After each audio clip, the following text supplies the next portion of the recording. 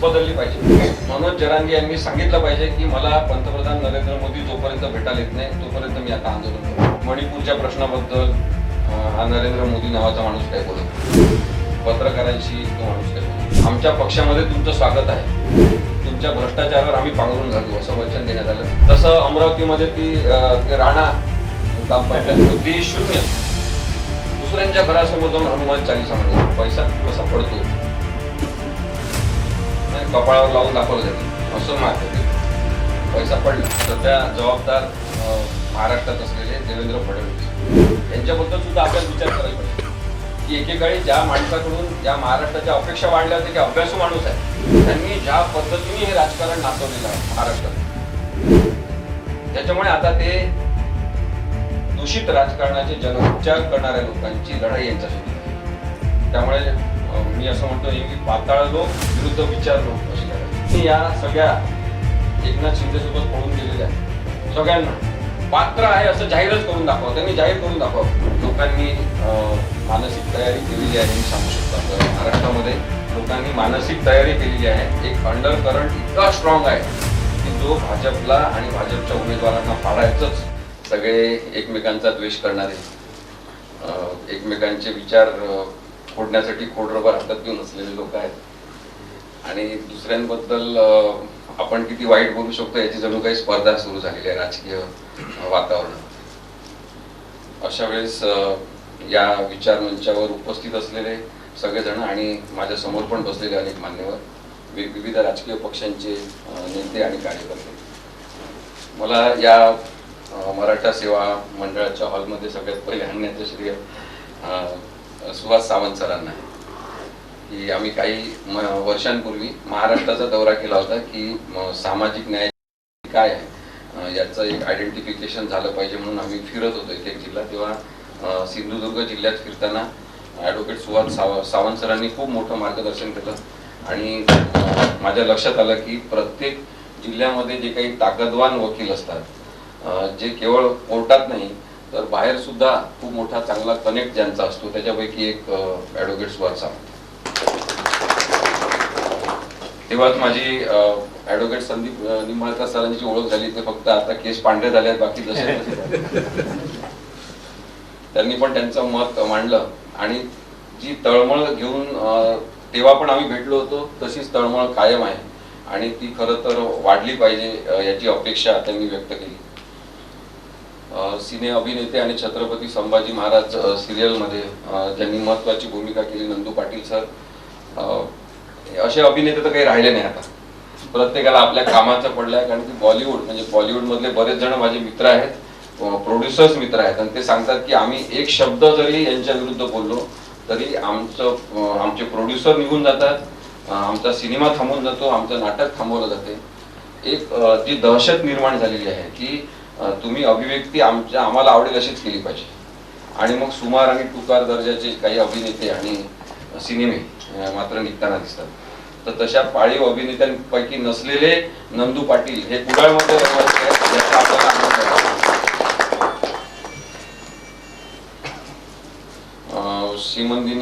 सीमंतिनी मयेकर ज्येष्ठ पत्रकार आणि परत मी किशोरचं नाव घेतलंच आहे पण त्यांनी आज खूप चांगला कार्यक्रम आयोजित केला. या विचार मंचावर आपण एकत्र झालेलो असताना मला नंदू पाटील सरांकडेच पाहून आठवलं की काल परवाच मी एक व्हिडिओ बघत होतो एका अभिनेत्रीचा, कंगना राणावतचा, आणि मी फेसबुकवर पण लिहिलं ते, ह्युमर स्टोरी म्हणून मी लिहिलं ते. तर त्याच्यामध्ये कंगना राणावतचा इंटरव्ह्यू एक पत्रकार घेत असतो आणि तो विचारतो तुमचे आवडते पंतप्रधान आतापर्यंतचे कोण आहे. कोणी कोणाला कोणता प्रश्न विचारायचं काही बंधन नाही आहे. तसं तिला किती पंतप्रधान माहित आहे, तिला काय कळतं वगैरे काही संबंध राहिले नाही. पण मग तिला विचारलं तुमचे आवडते पंतप्रधान कोण आहे, तर तिने सांगितलं की माझे सगळ्यात आवडते पंतप्रधान नरेंद्र मोदी आहे. मग तिला विचारलं का, कारण काय याचं, तर तिने सांगितलं की बेसिकली त्यांनी भारताला एक दिशा आकार दिलेला आहे आणि ते खरं तर एक दिव्य पुरुष आहेत, एक अवतार आहे आणि आपल्या सर्वसाधारण मनुष्य नाही आहेत ते, तर ते खूप वेगळे आहेत असं ती सांगत असते. आणि त्याच वेळेस दुसरा व्हिडिओ येतो की काही ऋषी मुनी एकमेकांशी चर्चा करतात. तो दुसरा ऋषी त्यांना म्हणतो की वैसे तो पागल और भक्तों में ज्यादा फर्क नहीं होता. बहुत बार पागल लोग भक्तों जैसे दिखते हैं और भक्त बहुत बार पागल होते. आता हे वास्तव आहे की कोणाच्या किती आहारी जायचं याचा काही दरबंध भारतामध्ये राहिला नाही. त्यामुळे राजकीय नेत्यांचे तळवे चाटूपणा करणं याच्यामध्येच बरेच जण धन्यता मानतात की आपलं काम झालं पाहिजे. हा एक सामान्यतः त्यांचा दृष्टिकोन असतो. विचार करायचा नाही असं कदाचित काही लोकांनी ठरवलेलं आहे. आणि या पार्श्वभूमीवर आम्ही हे निर्भय बनो अभियान जे सुरू केलेलं आहे त्याची माहिती फक्त मी आपल्याला थोडी देतो की महाराष्ट्रामध्ये नेहमीच पुरोगामी स्वरूपाचं वातावरण राहिलेलं आहे. कारण की इथे छत्रपती शाहू महाराज होऊन गेले आणि इथे छत्रपती शिवाजी महाराज पण होते.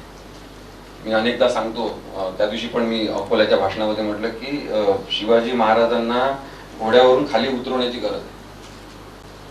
कारण की ही जी इमेज एक तयार केली आपल्या मनामध्ये की छत्रपती शिवाजी महाराज असे घोड्यावर तलवार घेऊन, असं कदाचित नव्हतं जास्त. कारण की छत्रपती शिवाजी महाराज हे विचार करणारे नेते होते.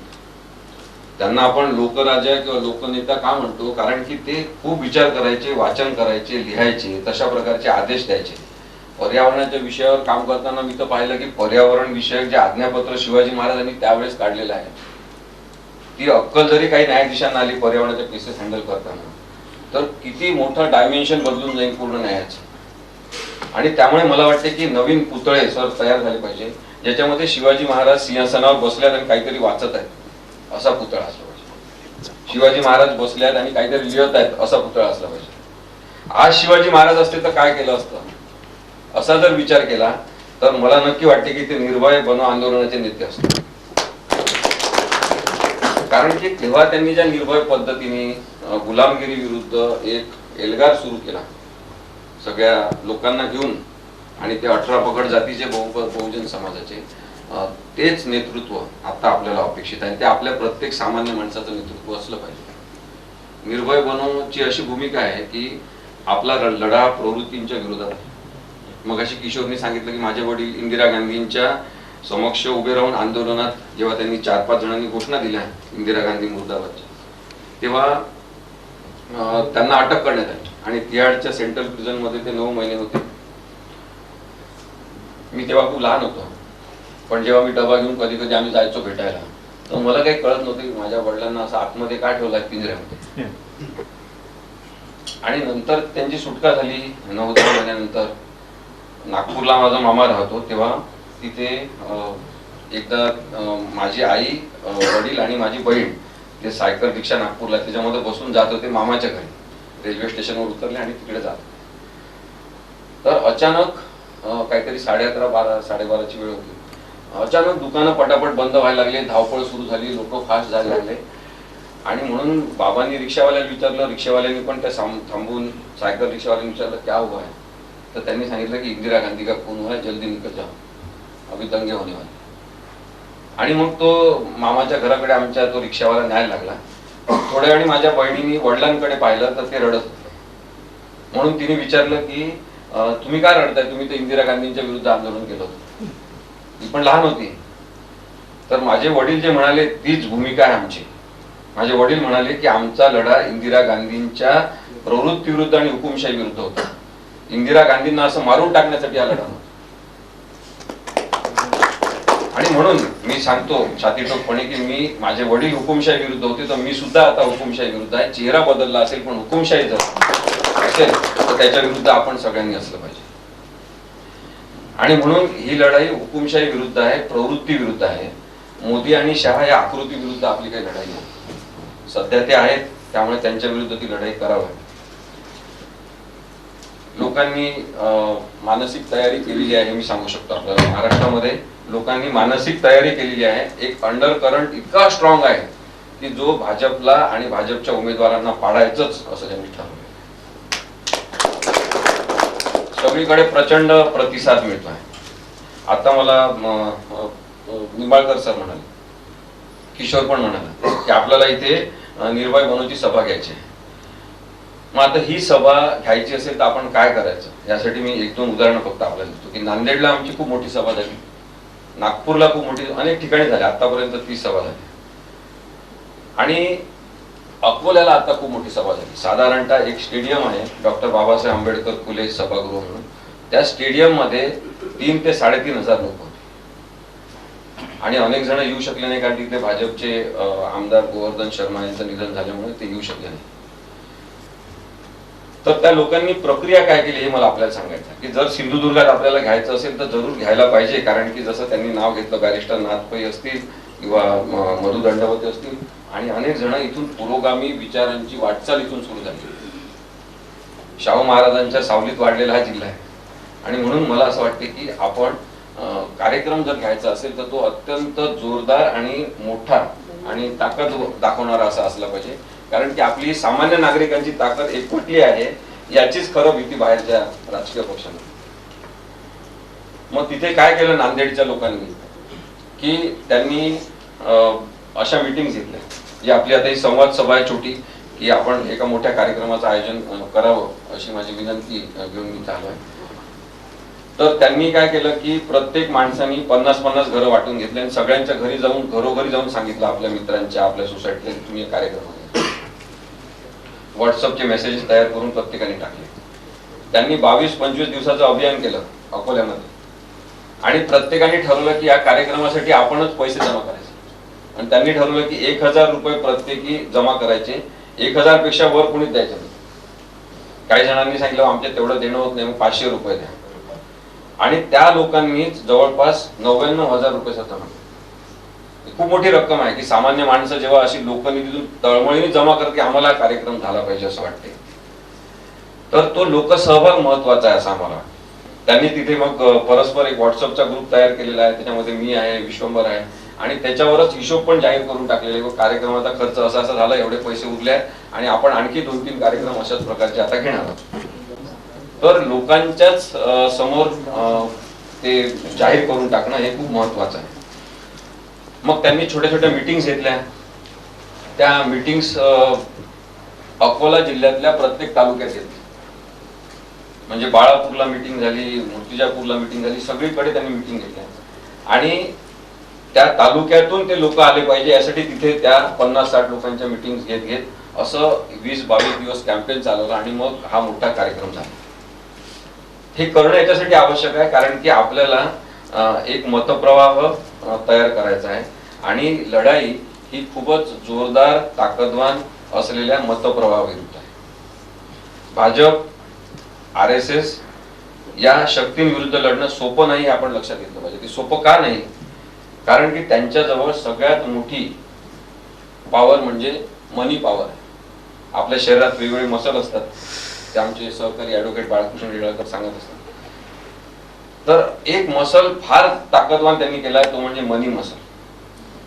तो स्नायू एवढा त्यांचा ताकदवान आहे की त्याच्या बेसिसवर ते कुणालाही आपटणी देऊ शकतात. त्यांनी दुसरा एक तयार केलेला आहे, तो म्हणजे धर्मांधतेचा एक मसल तयार केला की तुम्ही कितीही चांगलं सांगण्याचा प्रयत्न करा, धार्मिकता आणि धर्मांधता एवढी डोक्यामध्ये भिनवून ठेवलेली आहे की लोक रॅशनल विचारच करू शकणार. आधी माणसांना शेपूट होतं असं म्हणतात आणि ते शेपूट हळूहळू गेलं कारण ते निरुपयोगी अवयव होता, ते जिरत गेलं. मग ते शेवटी आता आहे आपल्यामध्ये अपेंडिक्स म्हणून. कधी कधी त्याचा त्रास होता आपल्याला, ते शेपूट सुजली की आतमध्ये. आता त्याचा वापरच झाला नाही म्हणून ते अपेंडिक्स झाला, तसं तो आता निरुपद्रवी आणि तसा अनावश्यक अशा प्रकारचा अवयव आहे. पण आज भीती ही आहे की माणसांना अशा गुंगीमध्ये टाकून दिलेला आहे की मेंदू नावाचा अवयव सुद्धा वापरायचा नाही अशा लेवल पर्यंत काही जण गेले आहेत. आणि तो मेंदूच आपण वापरू शकलो नाही तर अपेंडिक्स सारखी अवस्था मेंदूची झालेले अनेक लोक जर समाजामध्ये असेल तर तो खूप मोठा मेंटल हेल्थचा प्रॉब्लेम समाजामध्ये सुरू होतो. कारण की मी मेंटल हेल्थ राईट्सच्या विषयावर काम करतो म्हणून मला हे लक्षात येते की ही ड्युअल पर्सनॅलिटी आहे. सरांना जास्त लक्षात येते कारण ते अभिनय करताना दुसऱ्या भूमिकेत त्यांना घुसावं. कधी कधी त्या भूमिकेतून बाहेर येताना काही जणांना त्रास होतो, जो महात्मा गांधींचा रोल करणाऱ्या अभिनेत्यांनी सांगितलं. कारण की ते एकजीव होऊन त्याच्यामध्ये काम करतात आणि म्हणून मग काय होते की समाजामध्ये वावरताना हे लोक दुहेरी भूमिका घेतात. घरामध्ये त्यांची वेगळी भूमिका असते, काही जणांची बाहेर वेगळी. म्हणजे काही जण एवढे चालाक असतात की त्यांना Suhas Sawant sir, Nimbalkar sir, Lali sir असे सगळे भेटले, नंदू पाटील सर वगैरे, तर त्यांना थोडीशी आयडिया असते की हे लोकांमध्ये असं असं बोलायचं. मग ते काय करतात की तशा पद्धतीने बोलतात की सुहास सावंत सरांनी आपल्याला चांगलं म्हटलं पाहिजे. आता असे लोक जे चालाक स्वरूपाचे तयार झालेले आहेत, त्यांचे विचार ते नसतात, पण तिथे एखादं वाक्य असं म्हटलं पाहिजे असं त्यांना वाटते आणि ते तसं करतात. या चालाक लोकांपासून लोकशाहीला खूप मोठा धोका आहे. आणि म्हणून मला असं वाटते की लोकशाही वाचवायची असेल तर आपल्याला मजबूत पद्धतीने विचार बांधणी करावं लागेल आणि जे काही आपलं मत आहे ते निर्भयपणे सांगणाऱ्या लोकांची गरज आहे. आता सरांनी 2-3 उल्लेख केले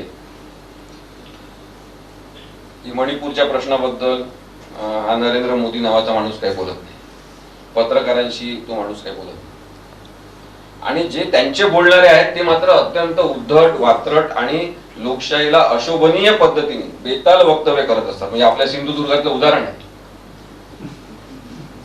मग आपल्याला वाटेल हे सिंधुदुर्गातले खासदार असलेले, मंत्री असलेले, आपल्याला वाटेल की त्यांचा मुलगा हे इतके वाईट का बोलतात. मग एक ऑब्झर्व केलं पाहिजे आपण की जेव्हा हे काँग्रेस पक्षात होते तेव्हा हे अत्यंत रॅशनल बोलणे सुरू केलं होतं. त्यांचे वक्तव्य बघा, ते अत्यंत व्यवस्थित बोलत होते, मांडणी करत होते, कारण ते विचार करणाऱ्या आणि विचार करण्याची परंपरा असलेल्या पक्षात. पण जेव्हा तुम्ही बेताल वक्तव्य करा, तुम्ही अत्यंत वाईट नासधूस करणारं बोला, आमच्या पक्षामध्ये तुमचं स्वागत आहे, तुमच्या भ्रष्टाचारावर आम्ही पांघरून घालू असं वचन देण्यात आलं, तेव्हा ते या पक्षात गेले. आता त्यांची भाषा बघा, कारण की संस्कृतीचं पांघरून घेतलेला भाजप नावाचा पक्ष असंस्कृत लोकांचा पक्ष आहे. आणि मग जसं यांनी इथे हे तुमचे मोठे नेते ताब्यात घेतले, तसं अमरावतीमध्ये ते राणा रवी राणा आणि ती नवनीत राणा अत्यंत सुमार दर्जाचे माणसं, बुद्धी शून्य, दुसऱ्यांच्या घरासमोर जाऊन हनुमान चालीसा म्हणायची. आम्ही तसं म्हणणार तर कशासाठी, म्हणजे तुमच्या घरात म्हणण्याचा हक्क आहे तुम्हाला. मग तेव्हा वकील काय करत होते असा मला प्रश्न पडतो. आपल्या महाराष्ट्रातले वकील काय करतात. वकिलांनी सांगायला पाहिजे की नाही समाजामध्ये की प्रत्येकाला आपापल्या धर्म स्वातंत्र्यानुसार प्रार्थना करण्याचा हक्क आहे. जी ज्याची प्रार्थना असेल त्यांनी ती करावी, पण ती घरात करावी. इतरांच्या दारासमोर जाऊन आम्ही करणार तर आम्हाला पोलिसांनी पकडू नये असं कसं तुम्ही म्हणू शकता. बरं, अमरावतीमध्ये तुम्ही राहता, तुम्ही तिथे जाता मुंबईला, दुसऱ्यांच्या घरासमोर बसता, हे कसं काय. तर हे उचकवलेले आणि भडकवलेले लोक आहेत, जे सिंधुदुर्गात आहेत तसे तिकडे पण आहेत. आणि म्हणून आपल्याला हे राजकारण समजून घेत असताना निर्भय बनवायची भूमिका आहे की आपण या अशा लोकांच्या बद्दल बोललंच पाहिजे. आणखी मी आशुतोष राणाचा एक व्हिडिओ पाहत होतो. त्यांनी सांगितलं की मी 6000 स्क्वेअर फूटच्या घरात राहतो, पण प्रत्यक्षात आम्ही 500 स्क्वेअर फूटची जागा वापरतो, जी राहण्यासाठी आहे आमची, असं आम्हाला वाटते की 500 स्क्वेअर फूटची जागा आम्ही त्यातली वापरतो. मग बाकीची जी जागा आहे ही 500 स्क्वेअर फूटची जागा, त्या 6000 स्क्वेअर फूट पैकी 500 स्क्वेअर फूटची जागा आमची राहण्याची जागा आहे, आम्ही जी नेहमी वापरतो जास्तीत जास्त. मग माझ्या घरातली बाकीची जी जागा आहे हे माझं घर आहे आणि ते बाकीची जागा अहंकाराचं घर आहे. मोदी जे आहे ते अहंकाराच्या घरात राहतात. आपल्या स्वतः आपल्या पैशानी मोठं विमान घेणे, आपल्या पैशानी बिल्डिंग सगळ्या रिनोव्हेट करून घेणे आणि तिथे राहणे. मोदींना त्यांचा अहंकार त्याच्यामुळे मारू शकणार आहे, आपण कोणी मारू शकत नाही. जसं त्यांनी त्या दिवशी सांगितलं त्या लहान मुलांसमोर की पैसा कसा पडतो, कपाळावर लावून दाखवलं त्यांनी, असं मारलं ते पैसा पडला. पैशाची जी किंमत पडत आहे त्याचं त्यांनी अगदी सोप्या भाषेत आपल्याला दाखवलं की कसा पैसा पडतो. आणि स्वतःच्या डोक्यावर त्यांनी मारून घेऊन तेव्हा तो पैसा पडलेला आहे. त्यामुळे एक लक्षात घ्या की आपण या लोकशाही मधला एक भस्मासूर तयार केला ज्याचं नाव आहे नरेंद्र मोदी. भस्मासुराला एकच शाप होता की स्वतःच्या डोक्यावर हात ठेवेल तेव्हाच मरेल, कोणी त्याला मारू शकतो. आणि त्यामुळे नरेंद्र मोदींना त्यांचा अहंकार जेव्हा स्वतःच्या डोक्यावर ते हात ठेवतील तेव्हा मारेल.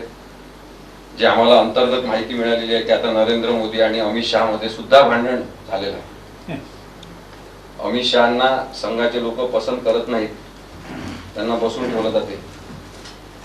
लोकशाहीसाठी अत्यंत आशादायक गोष्ट आहे. कारण की यांच्यामध्ये एक क्रॅक पडली तर तिथून लोकशाहीचं बीजारोपण होऊ शकतं. आणि म्हणून आपण तयार राहायला पाहिजे. हातामध्ये बीज लोकशाहीचं आणि पाणी घेऊन, जेव्हा यांची गॅप आपल्याला दिसेल तिथे आपण ते बीज लावायचं आणि तिथून लोकशाहीची नवीन सुरुवात होणार आहे. 2024 मध्ये ही नक्की सुरुवात होणार असं मी आपल्याला सांगू शकतो. महाराष्ट्राचं काय यांचा साथ देत नाही. महाराष्ट्र यांचा साथ देत नसल्यामुळे आता जे सगळे राजकीय घडामोड सुरू आहे ते आपण पाहू शकता. यांनी ठरवलेलं आहे की आपल्याला कोणतेच राज्य साथ देत नाहीत, त्यामुळे तिथल्या प्रादेशिक पक्षांना आपण मांडीवर घ्यायचं, त्यांना सांगायचं की तुम्ही इथलं राज्य सांभाळा, आम्हाला फक्त खासदार द्या. आणि म्हणून त्यांनी आता राष्ट्रवादी काँग्रेस पक्ष फोडलेला आहे की फोडल्यासारखं केलं आपल्याला माहित नाही, पण त्यांची ही त्याच्या मागची भूमिका आहे. मग अशा वेळेस आपण नागरिक म्हणून काय करणार आहे? म्हणजे आपण पाहिलेल्या ना आधी पण पक्षातले लोक पळवणं, म्हणजे तुमच्या जवळच गोवा आहे तिथे तर नेहमी प्रयोग होतात पळवापळवीचे. मध्य प्रदेशमध्ये काय झालं आपण पाहिलेलं आहे. काँग्रेसला जास्त जागा असूनही त्यांनी सरकार स्थापन केलेलं असतानाही ज्योतिरादित्य शिंदेला फोडून 22 जणांना घेऊन नवीन सरकार स्थापन करण्यात आलं. तिथे आता इलेक्शन आहे, तिथे परत भाजप आता भुईसपाट होणार आहे अशी शक्यता आहे. त्यामुळे तुमचे जे सहकारी, इथं राजकीय लोक बसले आहेत म्हणून मी सांगतो, तुमचे जे सहकारी भाजपमध्ये खूप आशेने गेले असतील त्यांना तुम्ही सांगा की आता परत येण्याची वेळ आहे. कारण की आता त्या पक्षामध्ये काही राहिलं नाही. सिंधुदुर्गातले लोक जसं सरांनी सांगितलं तसं बहुतेक इथल्या भाजपच्या लोकांना मोठा झटका दाखवतील अशी आम्हाला महाराष्ट्राला अपेक्षा. आता या सगळ्या बाबींमधून आम्हाला महत्वाची गोष्ट जी वाटते ती म्हणजे की हे लोक एक राजकीय सामाजिक चारित्र्य महाराष्ट्राचं बिघडवत, जी खूप मोठी नासधूस आहे. तुम्ही लक्षात घ्या, यंत्रणा उभी करावी लागते लोकशाहीमध्ये. या वेगवेगळ्या यंत्रणा मिळून लोकशाही चालते. ह्या सगळ्या यंत्रणाच हे गिळंकृत करण्याच्या मागे लागलेल्या. मी काल गोव्यामध्ये होतो तेव्हा इंडियन इन्स्टिट्यूट ऑफ ओशनोग्राफी इथे आम्ही मुद्दाम गेलो. तिथला मी व्हिडिओ पण एक केला आणि तो लगेच काही दिवसात प्रसारित केला. पण त्या इंडियन इन्स्टिट्यूट ऑफ ओशनोग्राफीला आपल्यापैकी किती जणांनी भेट दिली? आपण गेलो आहे का तिथे? माझं म्हणणं आहे तुम्ही जा.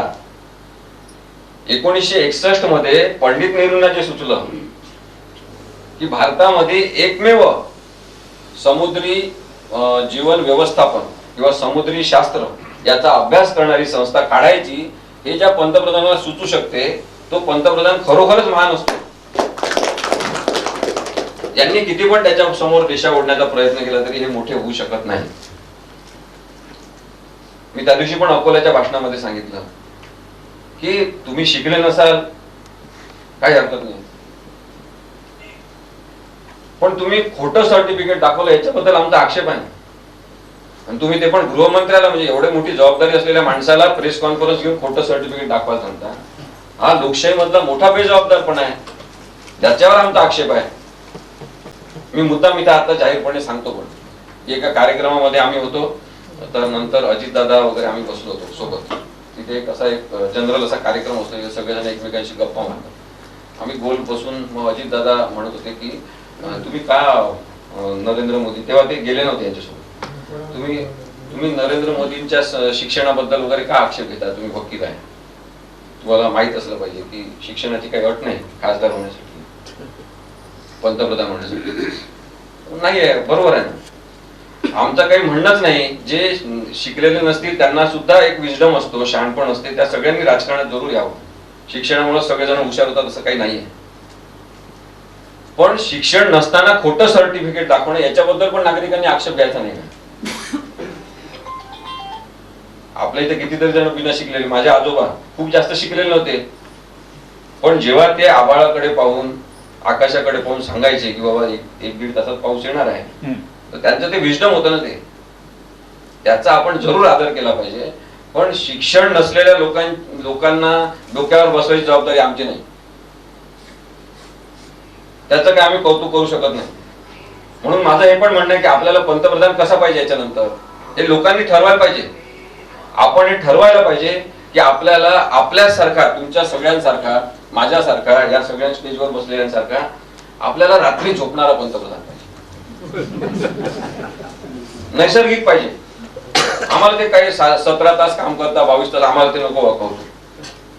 नाही, तो व्यवस्थित झोपतो, चांगला विचार करू शकतो. कारण की न झोपणं हे असंतुलित मानसिकतेचं लक्षण आहे. आणि ज्यांची झोप पूर्ण होत नाही ते चिडचिडे लोक बरेचदा चुकीचे निर्णय घेतात, ते विषारी होतात पूर्ण झोप झाली नाही तर.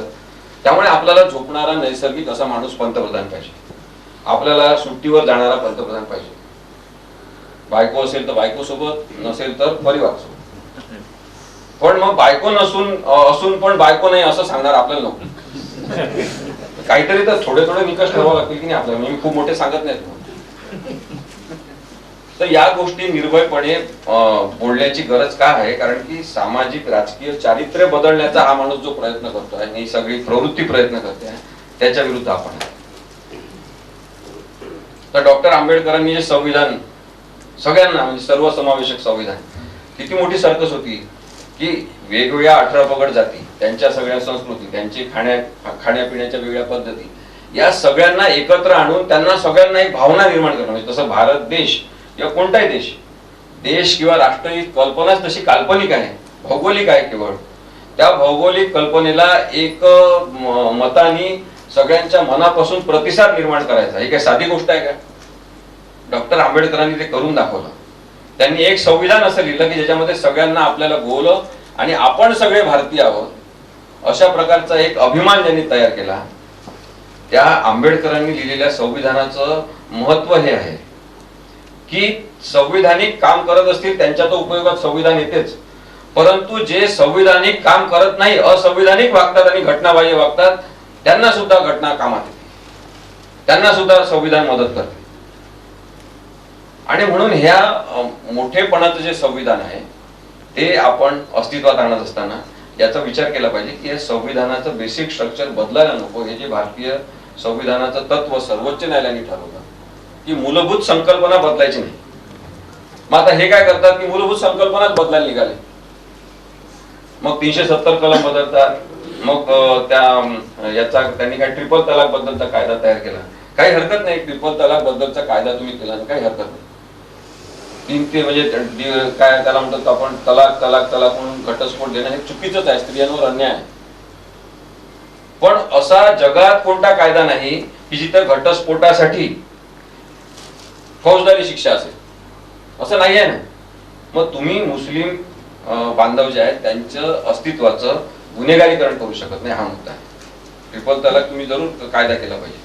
बरं, मग तुम्हाला सगळ्या स्त्रियांचा खूप आदर आहे, स्त्रियांवरच्या अन्यायाबद्दल चीड आहे, याच्यासाठी तुम्ही कायदा केला असं तुम्ही सांगता. आणि मग मगाशी सरांनी मुद्दा उपस्थित केला त्याचं काय की मणिपूरमध्ये जेव्हा अत्याचार होतात, नग्न धिंड काढले जातात, तुम्ही तिथं जात पण नाही, त्याच्याबद्दल एक शब्द सुद्धा बोलत नाही, आजपर्यंत बोलले नाही. म्हणजे स्त्रियांबद्दलची तुमची कणं ही नाटकी आहे. तुमचा एक मंत्री तो सेक्शुअल हॅरासमेंट करतो, कामाच्या ठिकाणी लैंगिक छळ करतो, त्या मंत्र्याला तुम्ही काढत पण नाही. आणि जसं त्यांनी सांगितलं मगाशी की बलात्कार करणाऱ्यांचे सुद्धा सत्कार तुमच्या राज्यात होतात. म्हणजे तुम्हाला स्त्रियांबद्दलचा आदर नाही. आता हे सगळं सांगायला पाहिजे समाजामध्ये. स्त्रियांबद्दलचा खरोखर आदर नाही, स्त्रियांवरच्या हिंसेचं यांना काही देणं घेणं नाही, यांना प्रत्येक गोष्टीचं राजकारण करायचं. आता हे निर्भयपणे सांगितलं पाहिजे असं आम्हाला वाटते. लोकशाही मुळात भीतीपासून मुक्त असली पाहिजे आणि लोकशाही भीतीपासून मुक्त असणं हीच लोकशाहीची अट आहे. त्यामुळे आपण सगळेजण जर सरकारच भीतीचा सोर्स असेल तर त्या भीतीच्या सोर्स बद्दल बोललं पाहिजे. आपण विवेकवादी लोकशाही भावना जागृत करण्यासाठी काम करतो. आम्ही कोणत्याही राजकीय पक्षात नाही, परंतु सुदैवाने आता आम्हाला काँग्रेस, शरद पवार यांच्यासोबत असलेली राष्ट्रवादी, उद्धव साहेब यांच्यासोबत असलेली शिवसेना, वंचित बहुजन आघाडी, हे सगळेजण, CPI काही असतील, कम्युनिस्ट पार्टी, हे सगळे लोक मदत करतात, कार्यक्रमांना येतात.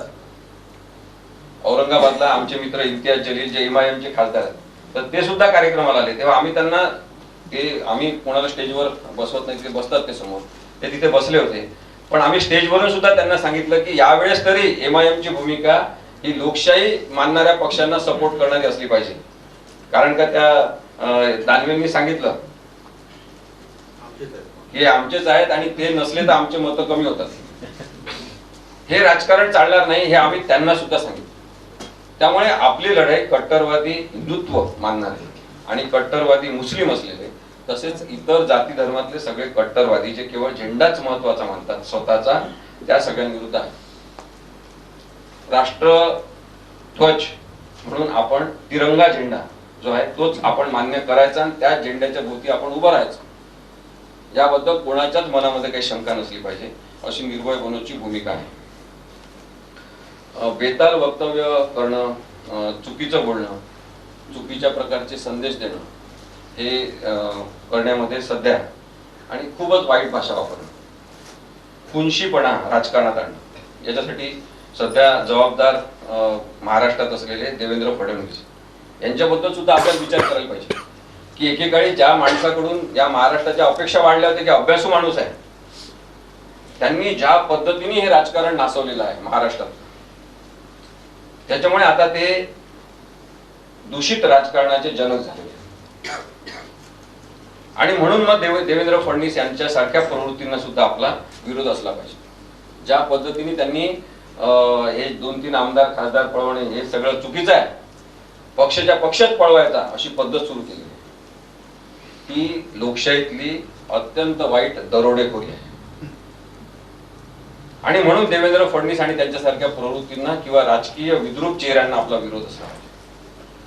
आणि म्हणून मी मगाशी म्हटलं की वरून कोणीही चांगला दिसत असो, जर त्याची प्रवृत्ती चांगली नसेल तर तो माणूस चांगला नाही, त्यांनी राजकारणात राहायचं नाही, त्या माणसाला राजकारणातून हद्दपार केलं पाहिजे असं ठरवणारे लोक आपल्याला पाहिजे.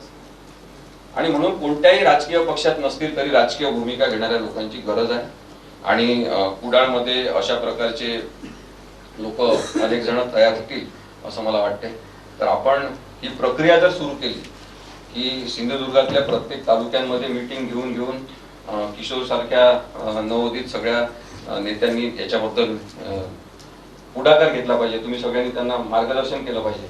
आणि जर आपण असं केलं तर एक खूप मोठी सभा आपण इथे आयोजित करू शकतो. यानंतरची आमची सभा सोलापूरला एक होणार आहे आणि एक हिंगोलीला होणार आहे.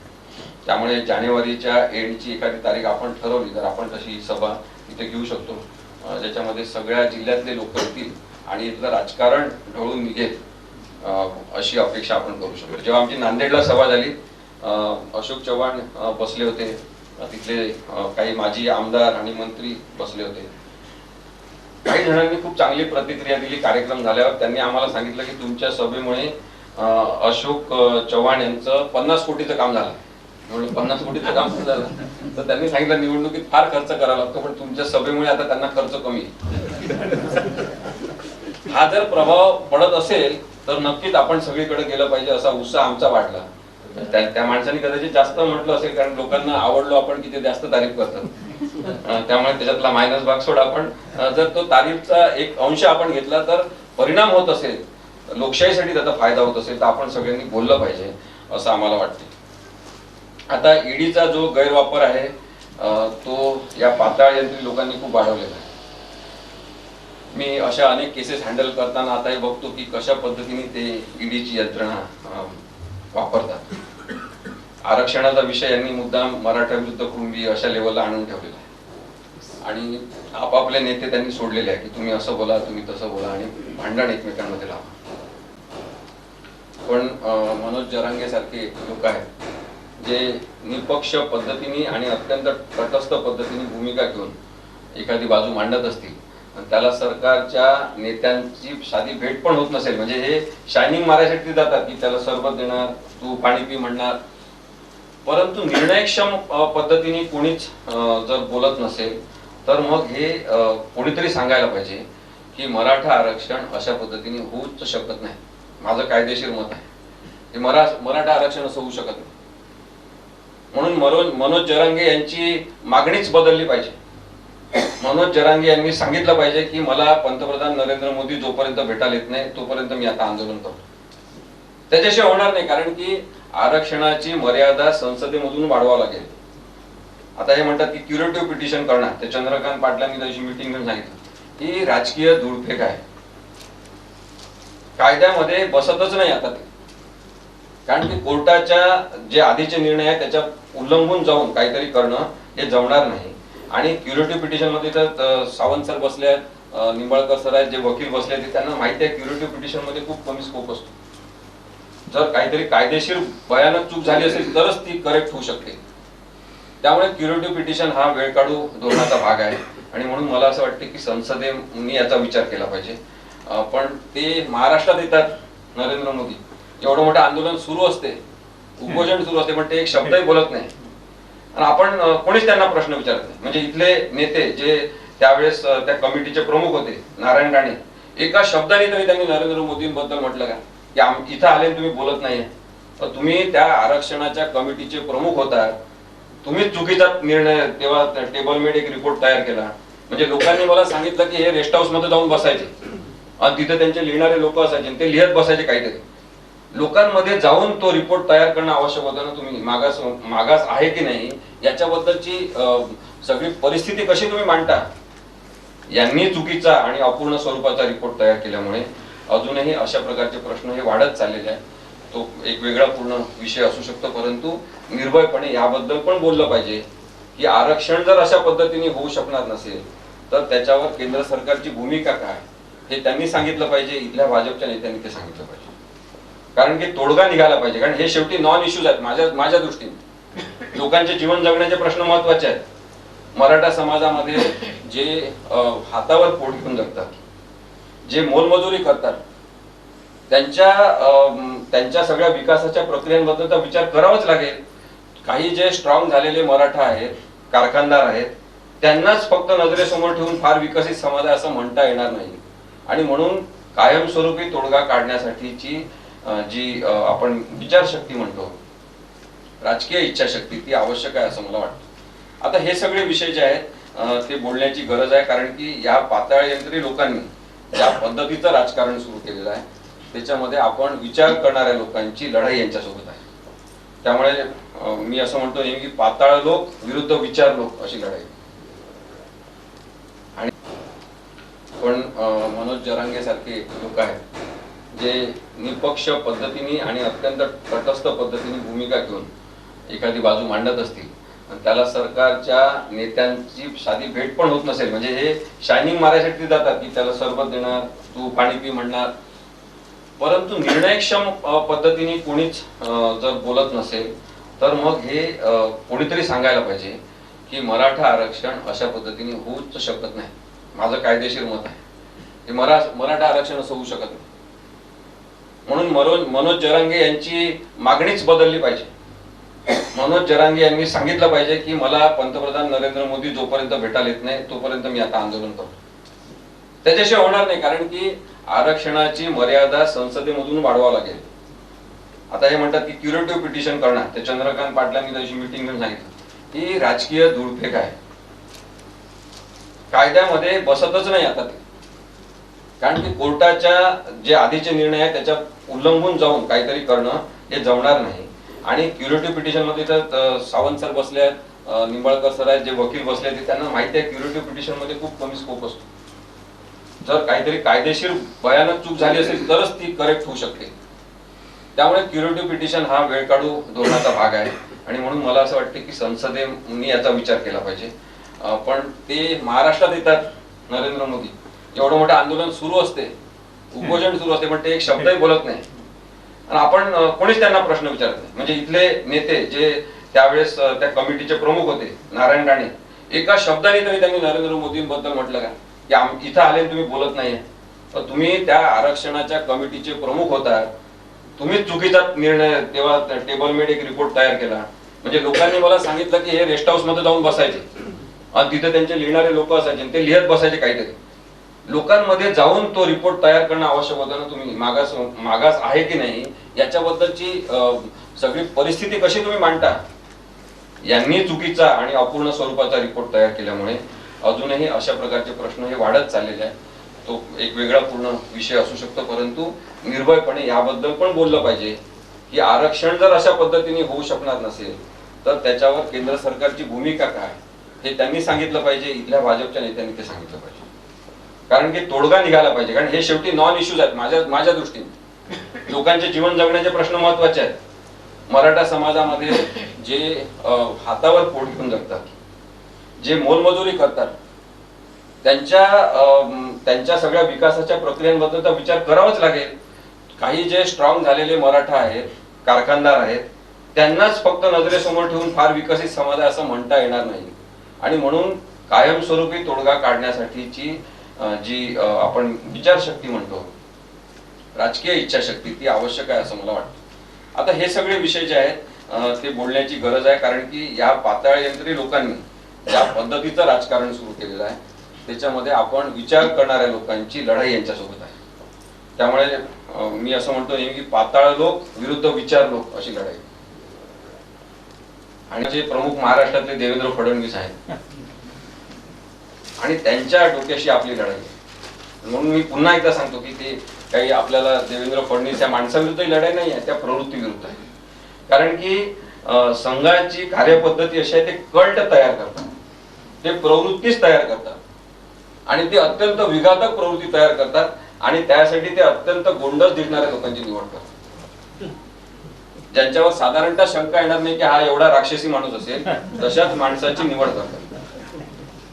ते खुनशी राजकारण अत्यंत चुकीचं आहे आणि याच्याबद्दल आपण सगळ्यांनी बोललं पाहिजे असं मला वाटते.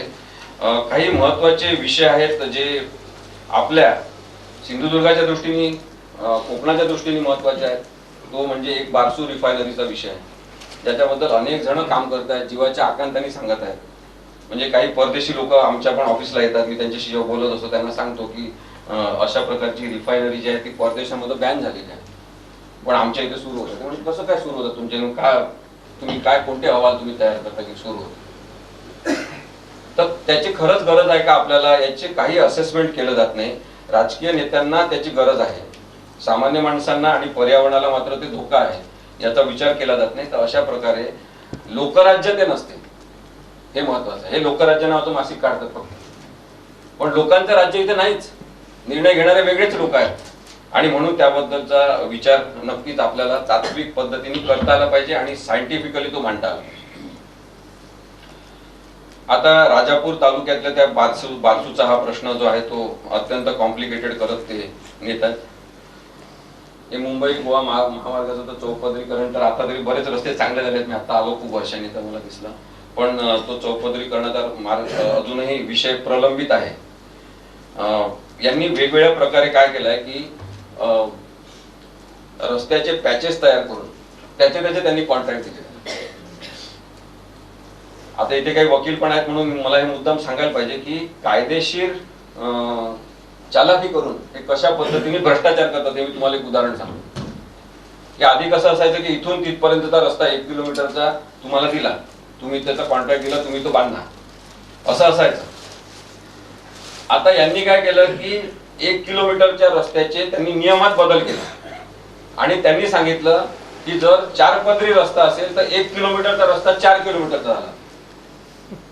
त्यांनी सांगितलं एक पदर वेगळा करायचा आणि म्हणजे 1 किलोमीटरच बांधणार आणि त्याचे मात्र 4 किलोमीटरचे पैसे आपल्या खिशातून जाणार. मग कोणीतरी कोर्टात गेलं, कोर्टात केस टिकणार का? कारण कोर्टात तर फक्त न्याय देताना त्याच्यातलं कायदा आहे का नियम आहे काय पाहणार. त्यांनी सांगितलं नाही, नियमानुसार बरोबर आहे. त्यांनी नवीन नियम केला. आता आपल्याला माहिती नसतात नागरिकांना अशा प्रकारचे छोटे छोटे नियमातले बदल करून हे भ्रष्टाचार करतात. त्यामुळे मोदी, शहा, देवेंद्र फडणवीस, भाजप हे भ्रष्टाचारी नाही हा गैरसमज सुद्धा लोकांच्या मनातला काढला पाहिजे. हे अत्यंत भ्रष्टाचारी आहेत. उलट हे भ्रष्टाचारी तिप्पट आहेत आणि हे धर्मांना सुद्धा आहेत. त्याच्यामुळे हे अत्यंत डेडली कॉम्बिनेशन आहे. भ्रष्टाचारी असणं आणि धर्मांना सुद्धा असणं हे जास्त भयानक आहे आणि त्यामुळे कोणत्याही पातळीला जाऊ शकतात. आरोग्य विषयक समस्या इथल्या आधीपासूनच खूप महत्वाच्या आहेत आणि त्याच्याबद्दलच आपण लक्ष दिलं पाहिजे. कारण की इथे शासकीय मेडिकल कॉलेज सुरू होऊनही ते चालत का नाही हा प्रश्न आहे. कोण चालू देत नाही? म्हणजे एखाद्या राजकीय नेत्यांनी स्वतःच कॉलेज काढायचं, सरकारी कॉलेज चालू द्यायचं नाही, तिथे इन्फ्रास्ट्रक्चर उभं करू द्यायचं नाही, तिथे निधी देऊ द्यायचा नाही. हे कोणती राजेशाही आहे तुमची? खरं तुमचं शैक्षणिक संस्था सुरू करण्यात तुमचं कामच नाही. कारण का तुम्ही असंस्कृत आहात स्वतः. शिक्षणाचा कोणताही उपयोग तुमच्यावर झालाय असं दिसत नाही. तुम्ही शिक्षण संस्था काढायची नाही, तुम्ही बंद करा बरं शिक्षण. सांगायला पाहिजे लोकांनी. आता इथे सचिन देसाई बसले आहेत, ते छोटीशी त्यांनी संस्था काढली, ते 4-5-10 मुलांना घेऊन किती शिकवणं कठीण असते विचारा त्यांना. हे असं असते का बिल्डिंग बांधली की शिक्षण सुरू, शिक्षणाचे मॉल सुरू करू द्यायचे नाही सिंधुदुर्गामध्ये. मग आता हे कधीतरी आपण सांगणं अत्यंत आवश्यक आहे असं मला वाटते. त्यामुळे जिल्ह्यामध्ये शासकीय इंजिनिअरिंग आणि व्यावसायिक शिक्षण कॉलेजची जी वाणवा आहे ती दूर झाली पाहिजे. काही जण म्हणतात की इथं एक वेगळी युनिव्हर्सिटी झाली पाहिजे. कोकणाची युनिव्हर्सिटी पुरेशी आहे का, मुंबई युनिव्हर्सिटी कनेक्ट आवश्यक आहे का, कोल्हापूर युनिव्हर्सिटी टाकायचं, कुठेतरी नवीन रचना झाली पाहिजे. कारण की लोकशाहीमध्ये बदल आवश्यक आहे आणि ते बदल लोकोपयोगी असले पाहिजे, लोकांचा उपयोग झाला पाहिजे. या पण गोष्टी निर्भयपणे बोलल्या पाहिजे. ते दोडामार्ग आणि सावंतवाडी आपण होतो तेव्हा पण तो विषय होता, आता पण तो विषय आहे. म्हणजे 10-12 नवीन मायनिंग तिथं तयार होत आहे. आता सतत तुम्ही सगळं पोखरून कसं काय काढणार? बायोडायव्हर्सिटीचा कोणता विचार करायचा नाही. ते धामापूर लेक बद्दल सचिन देसाईंनी विचारणे एकट्याने त्याचं पूर्ण कुटुंब त्याच्या मागे लागलं किंवा धामापूर लेक वाचला पाहिजे. एकेका माणसाला झिजवून घ्यावं लागते तेव्हा कुठं ती लढाई प्रत्यक्षात येते आणि मग सौंदर्य निसर्गाचं जे आहे ते टिकून राहते. त्यामुळे अशा सगळ्या लोकांना घेऊन आपण प्रयत्न केले पाहिजे असं मला वाटते. MIDC कुडाळ जे आहे त्याच्यामध्ये कोणते नवीन प्रकल्प काय येत नाही है ना. लघु आणि मध्यम वाल्यांना विचारलं सूक्ष्म काय असतं, त्यांना बरेच दिवस त्यांच्या मंत्रालयाचं नाव घेत आहेत. आता MIDC मध्ये विकास होणं का आवश्यक आहे? कारण तिथल्या स्थानिक लोकांना रोजगार मिळतो, त्यासाठी MIDC आहे. मग तशा पद्धतीने त्याचा काहीतरी विचार झाला पाहिजे ना. मग तिथे काही जर इन्फ्रास्ट्रक्चर चेंजेस पाहिजे असतील, तिथे जर बजेटरी प्रोव्हिजन आणली जात नसेल, त्याचा वापर होत नसेल, तर या सगळ्यांचा हिशोब काढणारे काही लोक पाहिजे. म्हणून हे नुसतं गाणं नाही आहे की जमा खर्च स्वातंत्र्याचा मागणार आहे तो. काही जण जमा खर्च मागणारे सुद्धा पाहिजे आपल्या अभियानामध्ये, ज्यांनी माहितीच्या अधिकाराचा वापर हा लोकांसाठी केला पाहिजे. आडाळी डोडा मार्ग MIDCचं काम सुद्धा तसंच आहे असं मला कळेल. मग इथले जे राजकीय नेत्यांनी घेतला पाहिजे हा विषय. कारण की काय होते माहिती आहे का, हे नॉन इश्यूज वर राजकारण येतात भाजपचे लोक. आपण ओढून ओढून ते मुख्य मुद्द्यांवर आणलं पाहिजे आणि ती खूपच मोठी लढाई आहे. कारण की मीडिया यांच्या ताब्यात आहे. त्यामुळे आपल्याला काय होते की मीडिया नसला तर जोर चढत नाही. आता मीडिया नसेल तरी ते काम केलं पाहिजे आणि ते सातत्याने केलं पाहिजे, तेव्हा हे लोक येतील. कारण की आता देवेंद्र फडणवीस यांनी बराचसा मीडिया महाराष्ट्रातला सगळा आपल्या मॅनेजमेंट खाली घेतलेला आहे. त्यामुळे त्याला तो जो मीडिया आहे एक मोठा गट आहे मीडियाचा, जो देवेंद्र फडणवीस यांनी वश केलेला आहे असं आपण म्हणतो. त्यांच्या ते संस्कृत भाषेमध्ये वश शब्द त्यांनी वश केलेला आहे तो, तर त्याला लष्करी देवेंद्र असं म्हणतात. एक मोठी लढाईच आहे ही की तुम्ही बोलणार ते येणार नाही, तुम्ही जे अत्यंत व्हॅलिड सांगणार ते दाखवणार नाही, तरी पण तुमच्यामध्ये हिंमत पाहिजे की तुम्ही ते व्हॅलिड बोलत राहणार आणि समाजासाठी काम करत राहणार. ही खूप मोठी गोष्ट असते. त्यामुळे ते सुद्धा आपण विचार त्याचा केला पाहिजे. पर्यटनाचा जिल्हा करायचा म्हणून स्वतःचेच खरं नाही भरतायत ना. सांगायला पाहिजे कधीतरी पर्यटनाचा जिल्हा करायचा म्हणजे काय, तुम्ही पर्यटनासाठी काय करताय, तुम्ही असं इन्फ्रास्ट्रक्चर डेव्हलपमेंट काय करताय, या सगळ्या प्रश्नांवर बोलणं आवश्यक आहे. पारंपरिक मच्छीमारांचा विषय आम्ही मागे घेतला होता. सचिन देसाई होते, सावंत सर होते, आम्ही तो विषय घेतला होता आणि केस पण केली होती मालवणच्या सगळ्या लोकांची. अजूनही तो प्रश्न संपलेला नाही, तरी निर्णय दिला. कारण की न्यायाधीश पण शेवटी आता वश व्हायला लागलेले आहे. आपण असं काही समजू शकत नाही, न्यायाधीश त्यातून सुटलेले आहेत. तर यांत्रिक पद्धतीने मासेमारी करू नये, साधी मागणी आहे की मेकॅनाइज्ड तुम्ही ड्रेजिंग करू नका, मासे असे उपसून काढू नका. पारंपरिक पद्धतीने मासेमारीवर जगणारे लोक आहेत त्यांना जगू द्या. हा काही खूप मोठा विषय समजून घेण्यासारखा आहे. पण हे सांगताना कोर्टामध्ये जरूर सांगावं की बायोडायव्हर्सिटीचे काय प्रश्न आहेत, ॲक्वेटिक लाईफचे काय प्रश्न आहेत, समुद्रावर कोणता अन्याय होतो, व्यापारी तत्वावर जे मोठे मोठे जहाज आणि तुम्ही ड्रेजर लावले ते चुकीचे आहे, हे सगळं सांगावं लागते आणि ते मान्य सुद्धा होते. पण ते सांगताना सुद्धा असं लक्षात येते की काही न्यायाधीशांची बुद्धी ही भ्रष्ट करण्यात आलेली आहे. अनेक न्यायाधीश चांगले आहेत म्हणून न्यायव्यवस्था टिकून आहे. सामान्य माणसाचा अजूनही न्यायव्यवस्थेवर विश्वास आहे आणि म्हणून त्यांच्यासमोर काही चांगले मुद्दे आपण नेत राहायला पाहिजे, असं सुद्धा आम्ही काम करत असतो. त्याच्यामुळे साधा एक प्रश्न असेल की सगळ्यांना मुंबई सारख्या ठिकाणी सगळ्यांना सभेसाठी मैदान मिळालं पाहिजे. आता ही साधी गोष्ट आहे की सभेसाठी मैदान सगळ्यांना मिळालं पाहिजे. मग एखादा ताकदवान पक्ष असेल तो सांगेल की नाही आम्हीच मैदान घेणार, मग वंचित बहुजन आघाडीच्या लोकांनी काय करायचं? MIMच्या लोकांनी काय करायचं, लहान एखादा पक्ष असेल त्यांनी काय करायचं. तर तुम्ही इलेक्शनच्या वेळेस शाळा कॉलेजचे सगळे मैदान, सरकारला अधिकार आहे ना, सगळे शाळा कॉलेजचे मैदान शनिवार रविवारसाठी सरकारने ताब्यात घेतले पाहिजे. आणि त्यांनी जे पहिले येतील त्यांना पहिले मैदान मिळेल अशा पद्धतीने सगळ्यांना सभा स्वातंत्र्य जर असेल भारतीय संविधानामध्ये, विचार मांडण्याचं स्वातंत्र्य असेल, तर तुम्ही लहान लहान पक्षांना मैदानच मिळू द्यायचं नाही, अत्यंत चुकीचं आहे. त्याच्याबद्दल सुद्धा आम्ही पिटिशन केली होती हायकोर्टामध्ये. हायकोर्टाने सांगितलं की सरकारने याच्याबद्दलचं धोरण ठरवावं, कारण की धोरणांमध्ये कोर्ट काही डिस्टर्ब करू शकत नाही. हे अनेक मुद्दे आहेत ज्याच्यामध्ये आपण विचार करण्याची गरज आहे. त्याच्यामुळे आपल्याला जर वाटत असेल तर आपण सगळ्यांनी एकत्रितून एक व्हॉट्सअप ग्रुप करा, सुरुवातीला सगळ्यांचे नंबर ऍड करा आणि आपण प्रत्येक तालुक्यामध्ये मीटिंग घेऊन एका महिन्यानंतर आपण एक निर्भय बनवची सभा इथे जाहीर आपण आयोजित करू शकतो. शेवटचा मुद्दा मला मांडायचा तो म्हणजे शिवसेना अपात्रता याच्याबद्दलचा आहे. कारण मी त्याच्यात आहे सध्या त्या सगळ्या प्रक्रियेमध्ये, म्हणून जे दिसते ते जरूर सांगितलं पाहिजे की राहुल नार्वेकर हे अत्यंत चुकीच्या पद्धतीने सर्वोच्च न्यायालयाच्या निर्णयाचे अर्थ त्यांना कोणीतरी सांगतील त्याप्रमाणे काढून वागत आहेत आणि ते घटनाबाह्यतेकडे बरेचदा ही प्रक्रिया नेत आहेत. हे सर्वोच्च न्यायालयाच्या सुद्धा लक्षात आले आणि त्यामुळे सर्वोच्च न्यायालयाने त्यांना सांगितलं की तुम्ही घटनेच्या चौकटीत काम केलं पाहिजे. साधारणतः 1985 मध्ये अँटी डिफेक्शन लॉ 1984 मध्ये आला, 85 मध्ये लागू झाला. हे 10वं शेड्यूल जे आहे त्याचं नाव आहे अँटी डिफेक्शन लॉ, पक्षांतर बंदी कायदा. या कायद्याचा उद्देश नावावरून आपल्या लक्षात येतो सगळ्यांच्या की पक्षांतर साधारणतः करू नये याच्यासाठी कायदा आहे. कारण की लोकशाहीमध्ये स्थैर्य राहिलं पाहिजे.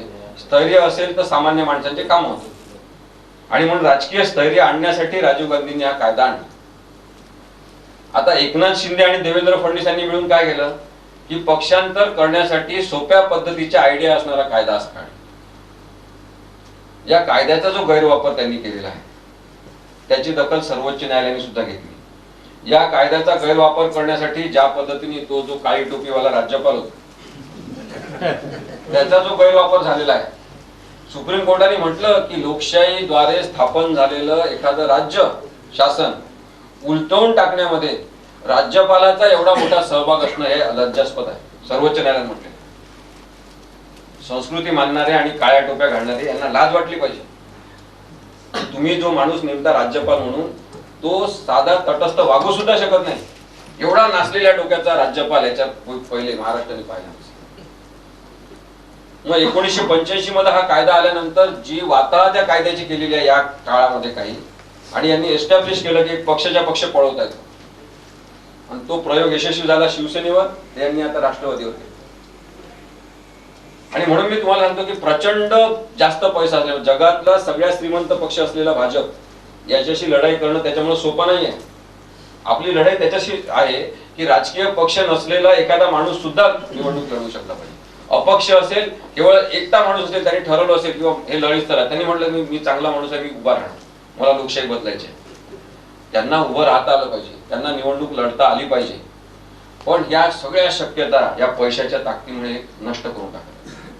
लहान लहान पक्ष टिकणारच नाही अशा पद्धतीने यांचं कामकाज सुरू आहे. आणि त्याच्यामध्ये राहुल नार्वेकर स्वतः सहभागी होतात. आता विलंब लावत आहेत मुद्दा म्हणून. त्यांनी 2-3 वेळा जो प्रोग्राम दिला, आम्ही त्यांना तेव्हा पण म्हटलं की हा प्रोग्राम चुकीचा आहे, तरी त्यांनी सांगितलं नाही मी माझ्यानुसार करणार. शेवटी सर्वोच्च न्यायालयाने त्यांना सांगितलं हे बदला तुम्ही टाइम टेबल. आणि 1984-85 नंतर जे झालं नाही ते पहिल्यांदा झालं भारतामध्ये. एक लक्षात घ्या, पहिल्यांदा झालं की कधीही सर्वोच्च न्यायालयाने कोणत्याच विधानसभेच्या अध्यक्षांना डायरेक्शन दिल्या नव्हत्या.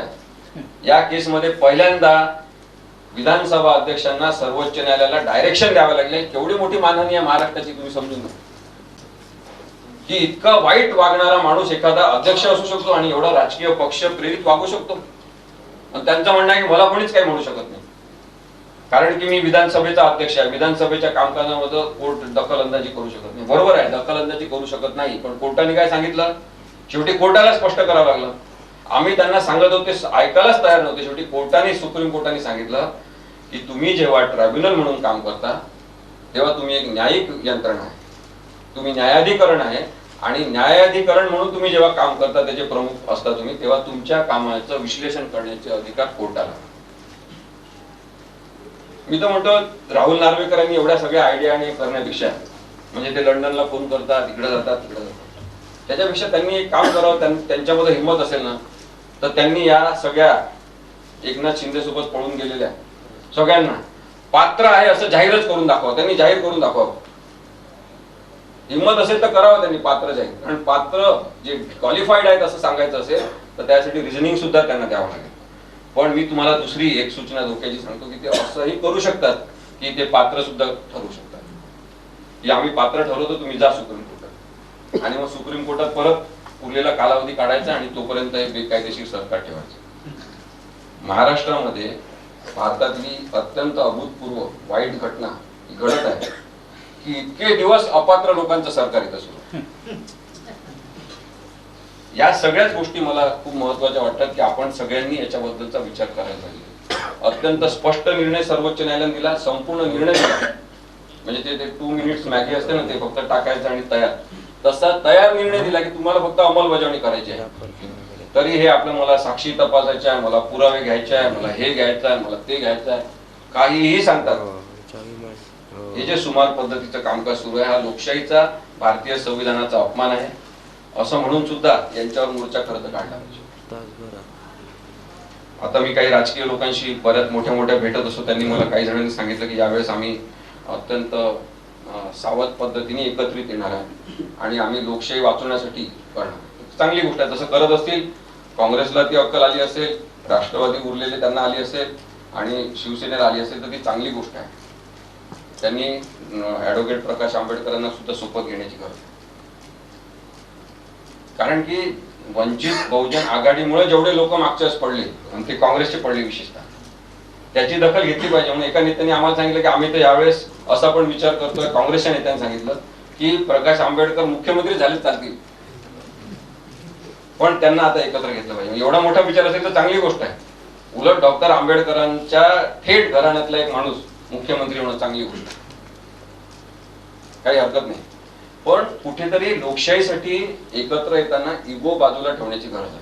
स्वतःच्या राजकीय महत्वाकांक्षा या राजकीय पक्षांना जर एकत्र येऊन बाजूला ठेवता आल्या तर मी आपल्याला नक्की सांगतो, एकाच एक लढत झाली तर नरेंद्र मोदी आणि ते अमित शहा काही टिकत नाही.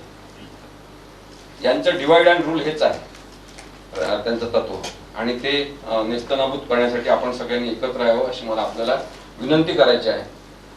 आपण सगळेजण निर्भय बनवची मोठी सभा घेण्याचा निर्णय घेणार असाल तर त्याचा आम्हाला नक्कीच आनंद आहे. आम्ही सगळेजण आपल्यासोबत याच्याबद्दल राहू आणि आपण एकत्रित काम करू. धन्यवाद.